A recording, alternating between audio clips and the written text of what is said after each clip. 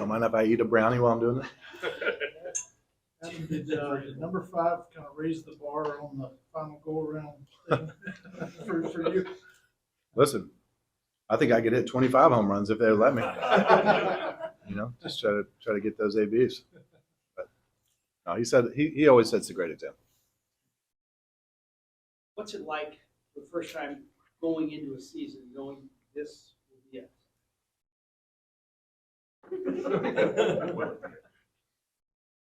Oh, I got to swallow first. Well, I tried to have this conversation a couple times earlier. What are the chances I could get y'all to not talk about this until like later in the season? I mean, like you do it today. Is that a rhetorical question? I just think it would be a great thing for me to be able to play and then make like the big announcement or whatever of whichever way that was later on. No, I mean this. I'll just tell you, this is it. This is it. All right, I'll just say it. It's it. But let me just go out and perform. I want to go out and play. I don't want to always answer that question. So there you go. It's been a good run though. Let's finish it on a high note. You have mentioned before, and you mentioned today out there about Jess Haynes, former Cardinal pitcher. Can you just talk about your desire to catch old Jess? Yeah, seems like a good benchmark. I don't normally set numerical goals like that because I have 32, 33, 34, hopefully close to 40 starts at the end of it. I don't know, but I'd like to try to win them all, but haven't done that yet. Won them all just yet. So I haven't even seen it done, but might be a cool reason to do it. But Jess is at 210, I think, right? And it seems like a good round number to pass.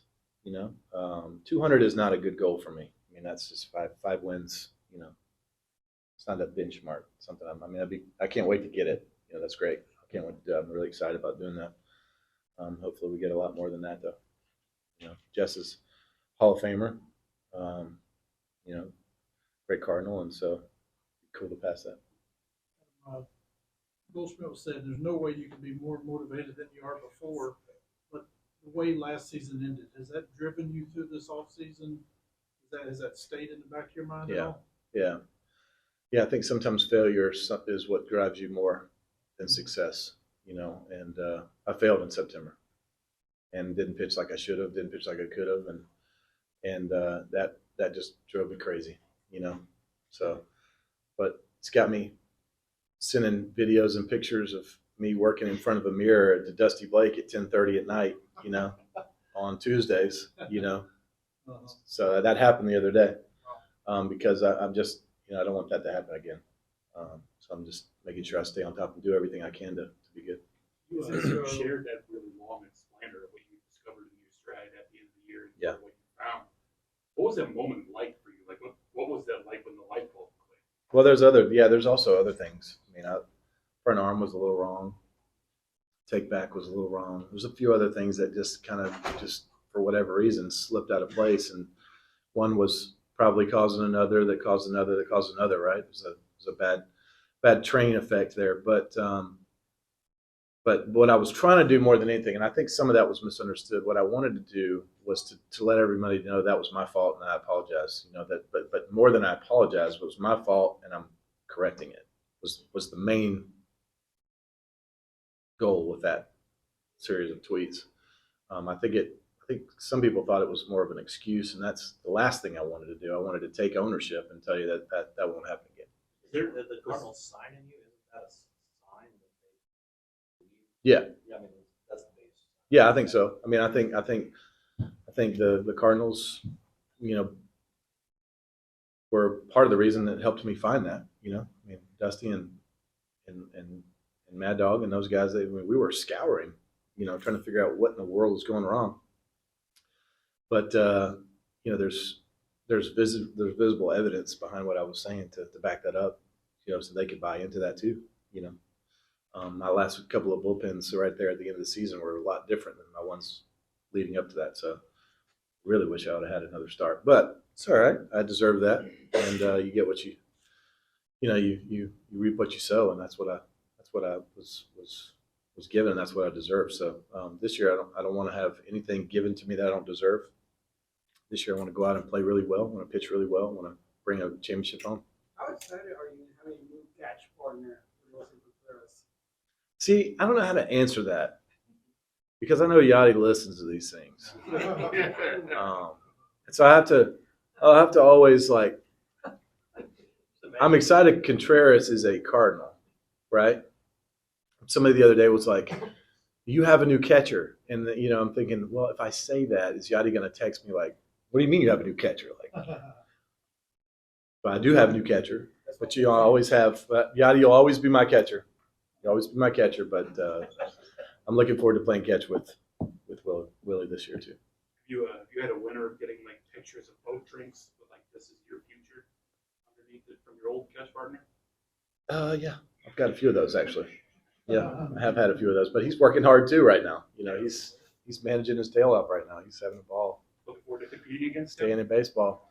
Yeah, somebody asked me that the other day too. That's a question I get a lot of, and that make me think like how much do I need to change my game planning or whatever, because he's going to be looking over, noticing all like the way I hold everything and my facial expressions, and he's going to be calling pitches from the dugout. There's no question about it. So I might just throw on knuckleballs.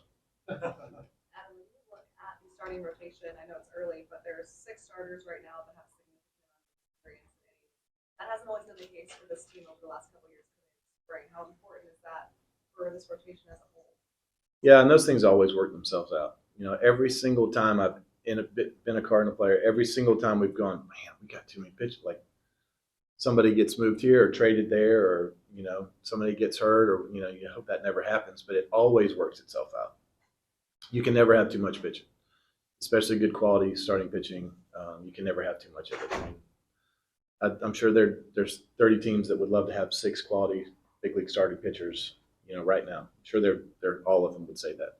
So you can never have too much, but I think that's something I really am looking forward to, is that competition brings out the best in those people. All 6 of us are going to be better for the 6 of us that are there, pushing each other. Adam, there was a catcher. You knew what fingers he was going to put down before you put him down. He knew you. How long will it take to build chemistry with a new catcher?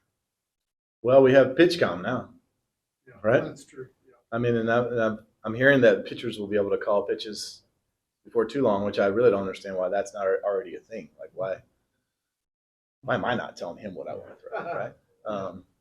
But catchers also get sometimes the best bird's eye view of what's going on with your stuff, and they're catching it and they're seeing the late life on it and all that too. So it is a good thing. But I didn't really know what to think about PitchCom, but I'll tell you this, I like it. And I'm a big proponent of it, because my least favorite thing about baseball is stealing signs. I can't stand that, because my most favorite thing about baseball is the batter versus the pitcher competition. One-on-one, here's my stuff, can you hit it?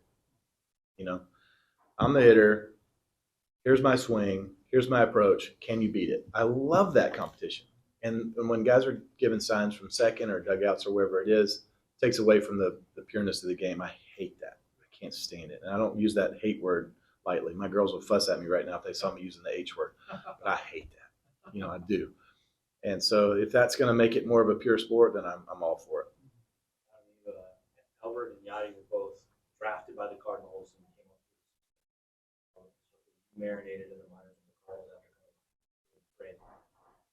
Them gone, the 2 guys who are most prominent in the clubhouse are outside Paul and Noel.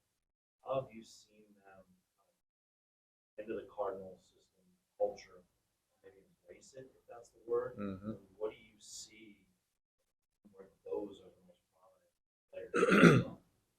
Well, I mean, I feel like Goldie might have started somewhere else, but I don't know how, because he seems like he was always a Cardinal, right? Like he just seems like the perfect Cardinal, just in every way, shape, or form.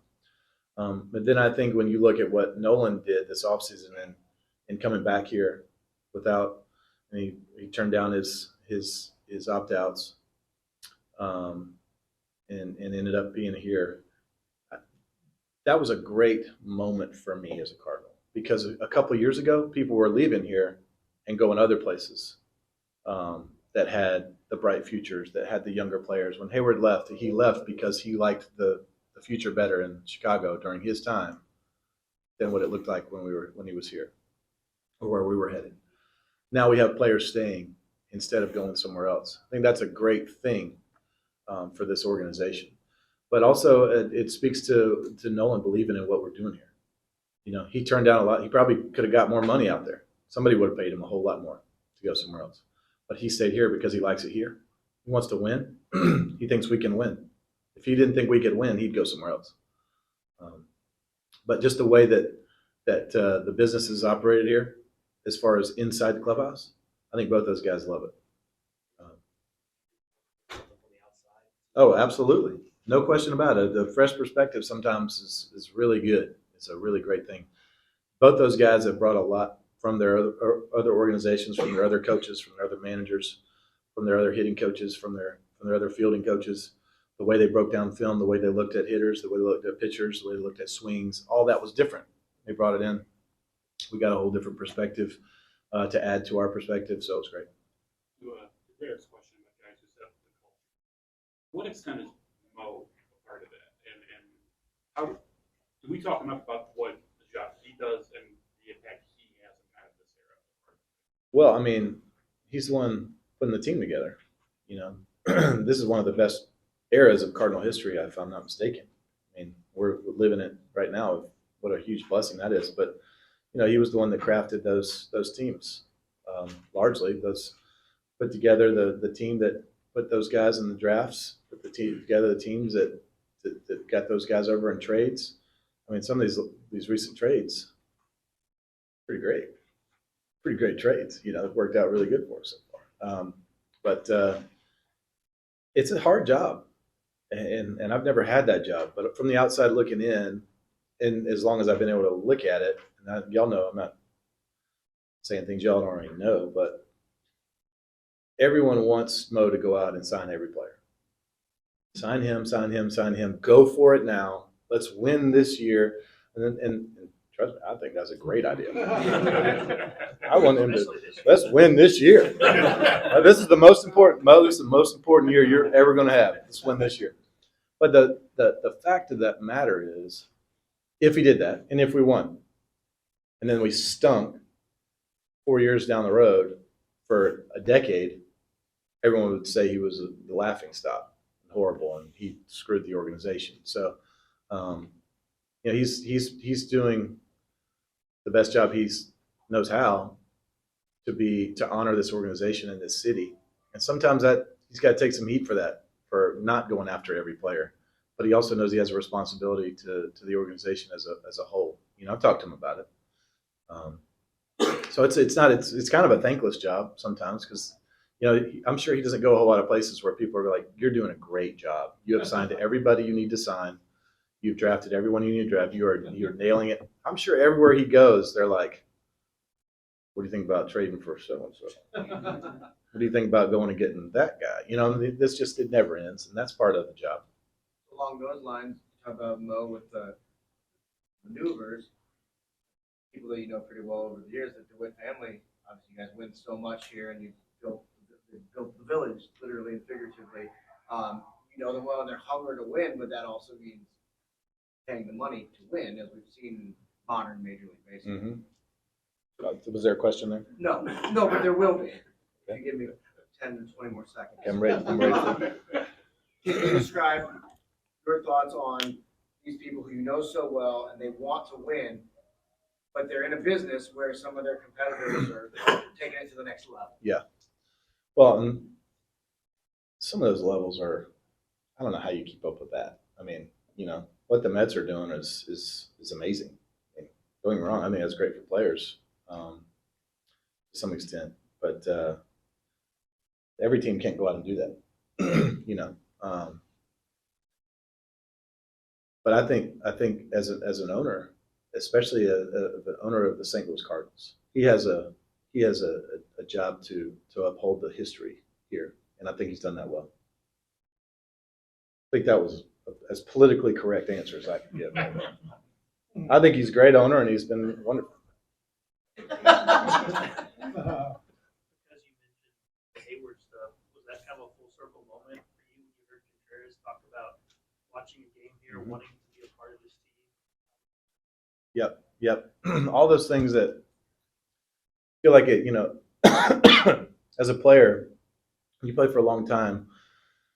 One of my priorities is in listening to Carp and Albert and those guys get that passed down to them. One of our priorities is trying to leave it better than you got it.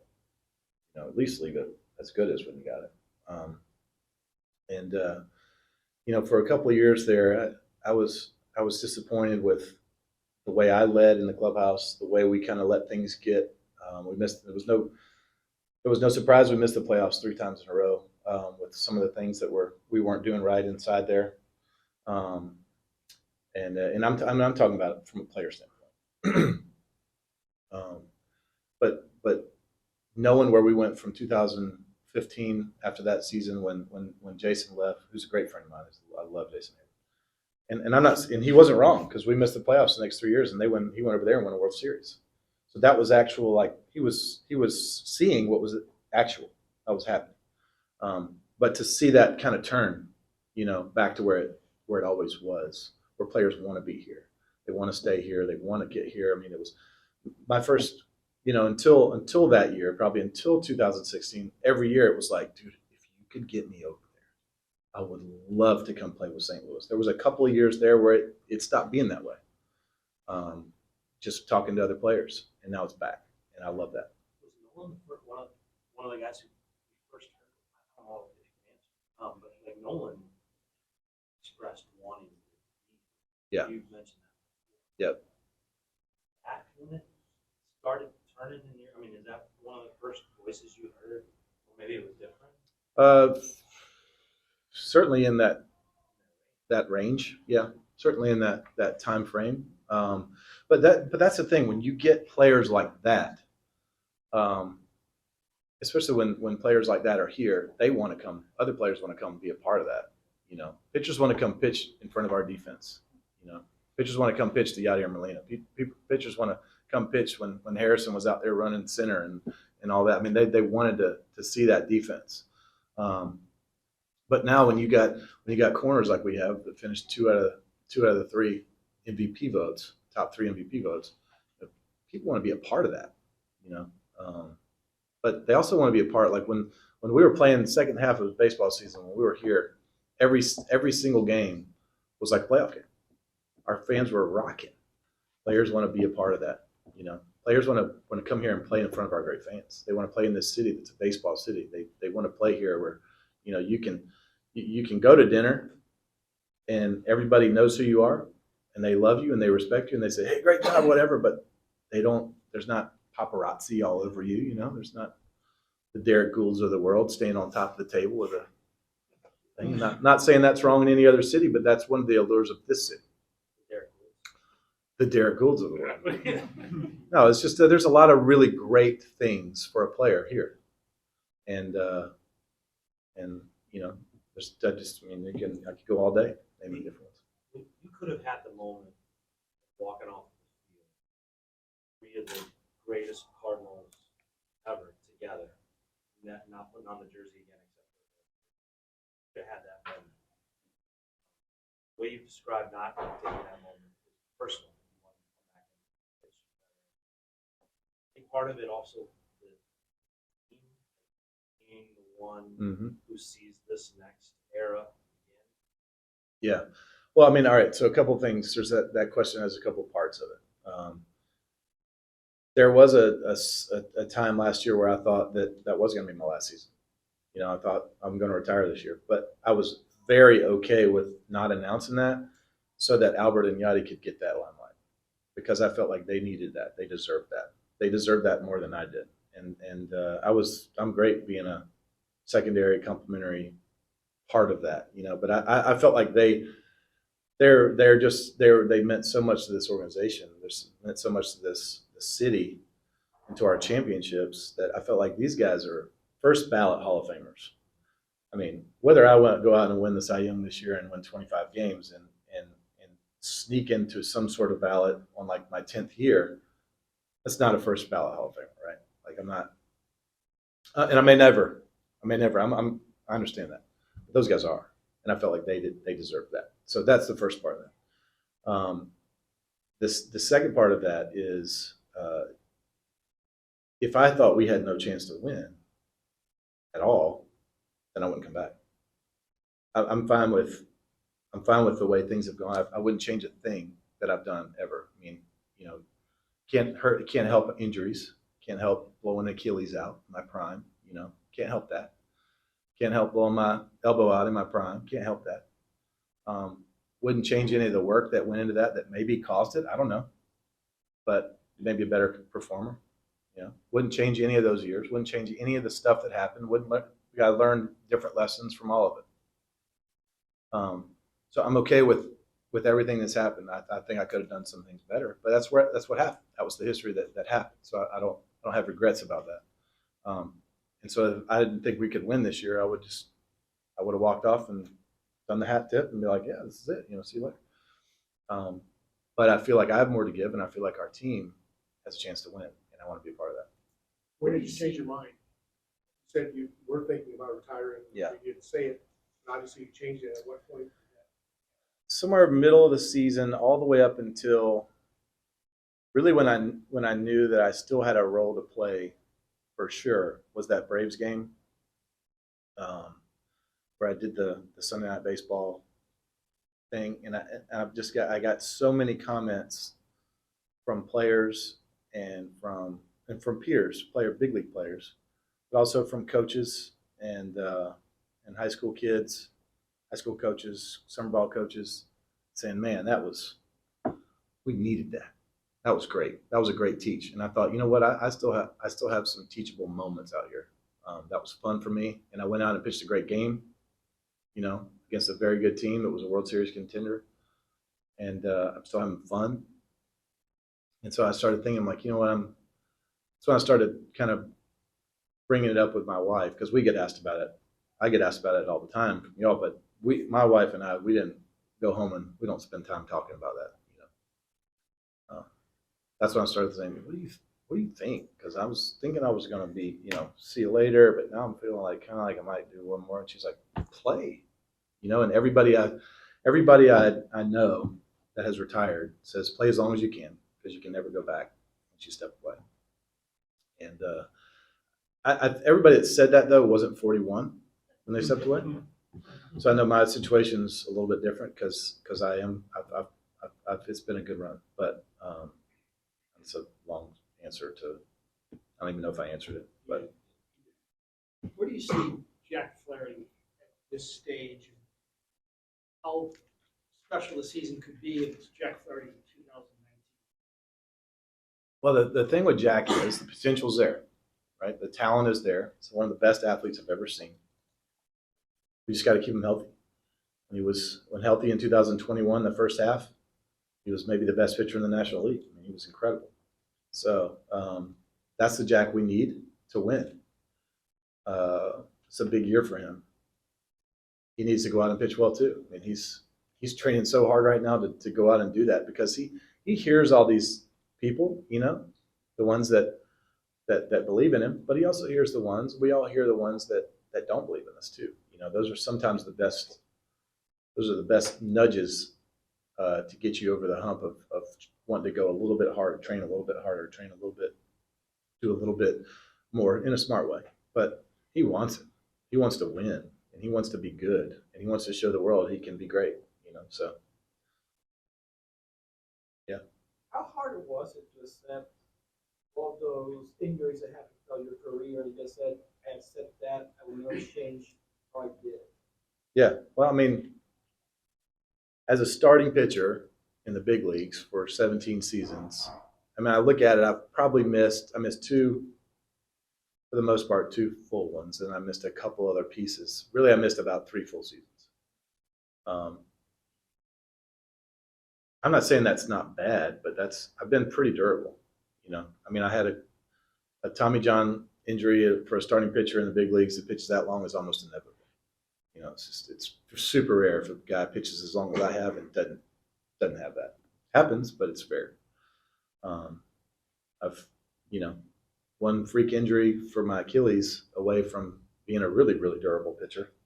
And that's not even an arm injury. So 17 and 18 were my 2 years I look at and go, man, those were my hardest years. Because Tommy John's one of those things where you like, you know, it's not that you expect it, but it's kind of like comes with a territory type thing. Achilles is frustrating, but I know there's nothing I can do about that. But the other ones I tried to grind through and battle through. My arm was hurting. I was hurt so bad. My stomach was hurting. You know, I was taking deep breaths just to throw one pitch, 80 miles an hour. You know, those were hard years. But I came through that. I came out on the other side, and I still threw out some really good quality seasons after that. So that was really rewarding. So it's not. I wouldn't say that's hard. When I look back on it, I would say it's rewarding to know that I overcame it. You mentioned Dusty in the videos that you've been sending him. Ollie said he's a future star in terms of pitching coach. Yeah. Yesterday we talked to Dakota. Said he's changed the way that he views the game. Mm-hmm. What is it about Dusty that brings out those kinds of comments about what it can be? Well, I'll tell you this: I didn't I didn't have a full appreciation for his talent as a pitching coach until about the middle of last year. If I was just going to be honest, and I've told him this, I thought he was kind of a numbers analytical, like science behind it, which is good. I mean, you need that, right, to be as good as you can. It's out there. That information's out there. Use it. It's great. But there was several times where, you know, I'm one time in particular, I'm really struggling with my two-seam grip, my two-seamer coming off my hand. It's just not doing what I wanted to. And he showed me a couple little anecdotes to help me on that with a delivery and some quick little fixes to get that back coming out of your hand the proper way that really impressed me. And I opened my mind to what he had to offer a lot more after that. And then we had much deeper conversations about pitching. The guy really knows a lot about the delivery, but he also understands the science behind it. I think he is a star. I think he's going to be a great pitching coach for a very, very long time. Is that about meeting players where they are? What maybe he's here when it comes to the sports science side of things. Where does he meet players? Yeah, I think Dusty and I had a 4-hour talk about this the other day. He came down to South Georgia, and we spent the whole day together. It was great. What we talked about that day, which had me so excited, was he had notes and notes and notes and pages and pages and pages of each and every individual pitcher on a whole 40-man roster's stuff, especially guys we have a lot of knowledge of up in St. Louis about, of how he thinks they can become a better version of themselves. And so what I shared with him that just backed that up was the hardest thing for a pitcher to understand is who they are. It's the hardest thing is to figure out exactly how you need to pitch and how your stuff plays and how your mix is and how your thinking needs to be. Finding exactly who you are as a competitor is the hardest thing to really figure out. And he's putting together a great plan to help each pitcher figure out who they are as a pitcher, which saves them potentially 2-3 years down the road of trial and error to figure out here's what works, here's why it works, here's the spin behind blah, blah, blah that makes it work. Here's what the hitters are hitting on this. Here's their OPS plus and every count, and here's why. It's not just like here's what works and here's what doesn't work, but it's the why behind it of what helps us understand what we need to do. He's got a great plan for that. Adam, not to go super off topic, but as somebody who knows and loves this city so well and knows what sports can do for a city, just down the road you have a brand new franchise in St. Louis City. Just your thoughts on that franchise, what it could do for you. Yeah, I'm a big soccer fan too. So, and I know our fans are going to be crazy. I know this is a huge soccer fan base here in St. Louis. I had youngins out there playing in those fields way out there in the Chesterfield Valley for years and years, and those fields stay packed all day long, every day of the year. I think but also know there's rabid soccer fans or football fans watching the European League and all those things going across. I mean, that's it's big stuff here, and our fan base is just it's just gonna be so awesome over there. I can't wait to go to a game there. It's a great facility. So when St. Louis's team plays Atlanta's team, are you hoping for a tie? No, You want St. Louis to win? yeah, Oh, okay. I didn't know. I was trying to make it easy. no, I got no. Listen, I'm not from Atlanta. I got no Atlanta ties anymore. I'm a St. Louis. I'm almost born and bred here now. All right. As a Georgia guy, have you met Jordan Walker much time around Jordan? I've met him. Spent a little bit of time with him, not a lot. No. So I'm just curious if you had, I don't know, an impression. Big fella. Supposed to be a pretty good player. Never seen him play, so I look forward to it. It's kind of a sneaky, important spring training for baseball and teams in general. You got the World Baseball Classic going on. You got all these rule changes that maybe seem minor, but I mean, teams are going to have to adjust to them on the Yeah. fly. And a lot of guys aren't going to be around in camp every day. Is there going to be a competitive advantage by teams that can adjust? Yeah. Well, Oh yeah. I mean, and I think the learning curve for players and managers is going to be huge in spring training this year. Understanding, we got guys who work slow and work fast. How do we, with this pitch clock and with these shifts? I mean, shifts are going to be it's going to be a big thing for managers in spring training, figuring that out. How can we get the most out of our players and defensively, and how can we get the most out of our pitchers with this pitch clock? And it's going to help a lot of people, I think. It's going to help a lot of people get into a better rhythm out there. It's going to be hard. It's going to be a big adjustment for several of our guys. But the ones who spend time in trying to master that are the ones that are going to be the best at it. Mark DeRosa said the best thing about getting you on Team USA is you're the best recruiter on the team. What does it mean to you to be on that team? And No question. I got Kershaw. Yeah. What does it mean to you to possibly lead them to a championship? Man, I don't know. I've always wanted to represent our country. I've never had a chance to do it. I got sent home from the Olympic trials qualifier team in 2003. Only one sent home. Story of my life at that point. And so I look forward to flipping that script, and bringing a gold medal home. I want to wear the red, white, and blue so bad. I mean, my Twitter handle has me with my face paint, red with the American flag on it. So very patriotic. I can't wait to represent our country. I know Miles is too, because Miles is like one of the most patriotic guys I've ever met. He's got like American flag colored shirts and stuff that he wears. So we're gonna have fun together. Adam, can you speak a little bit about, I don't know if they really impacted, you are trying to extend your music adventure that you're a little bit too. Thank you for asking me about that. Jeez. I guess where I want to go with it is what's going on with that right now, and what's next for you with that? Well, what's next? Thank you for promoting that. I've got a concert tomorrow in Springfield, Illinois. If I don't waste all my voice talking to you, sons of guns, and then I'm gonna sign some autographs tomorrow in Springfield, and then we're gonna play a little show. I'll probably play 8-10 songs of mine, and then I'm gonna have my friend Gary Baker and my other friend Greg Barnhill, who have helped me write songs, who are just the best of the best of the best songwriters in the world. Gary's wrote I'm Already There. He wrote I Swear, which was the #1 song in the world for every single recording country in the world at the same time for 14 straight weeks. I mean, it's like one of the biggest songs ever. But he's written 8 #1s, and Greg wrote Walk Away Joe and some other #1s, and they've just been Nashville legends for a long, long time. Written a bunch of songs, written on a lot of different records, helped produce a lot of different stuff.